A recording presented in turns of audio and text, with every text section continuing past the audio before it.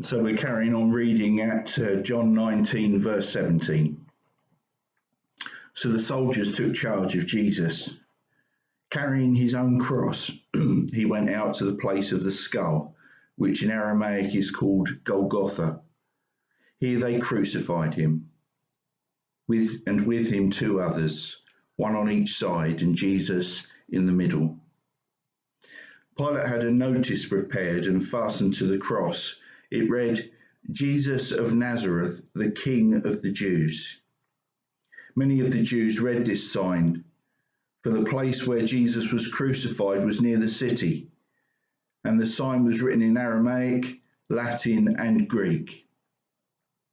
The chief priests of the Jews protested to Pilate, "Do not write the King of the Jews, but that this man claimed to be King of the Jews." Pilate answered, "What I have written, I have written." When the soldiers crucified Jesus, they took his clothes, divided them into 4 shares, one for each of them, with the undergarment remaining. The garment was seamless, woven in one piece from top to bottom. "Let's not tear it," they said to one another. "Let's decide by lot who will get it." This happened that the scripture might be fulfilled, which said, "They divided my garments among them and cast lots for my clothing." So this is what the soldiers did. Near the cross of Jesus stood his mother's sister, Mary, the wife of Clopas, and Mary Magdalene. When Jesus saw his mother there and the disciple whom he loved, he said to his mother, "Dear woman, here is your son," and to the disciple, "Here is your mother." From that time, this disciple took her into his home.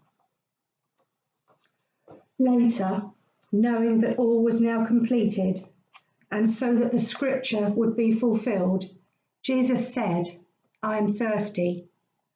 A jar of wine vinegar was there, so they soaked a sponge in it, put the sponge on a stalk of the hyssop plant, and lifted it to Jesus' lips. When he had received the drink, Jesus said, "It is finished." With that, he bowed his head and gave up his spirit.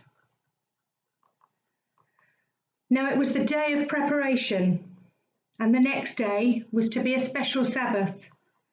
Because the Jews did not want the bodies left on the crosses during the Sabbath, they asked Pilate to have the legs broken and the bodies taken down.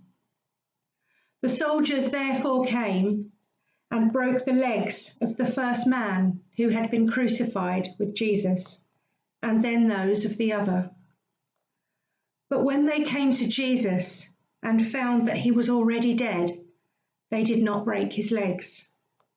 Instead, one of the soldiers pierced Jesus' side with a spear, bringing a sudden flow of blood and water.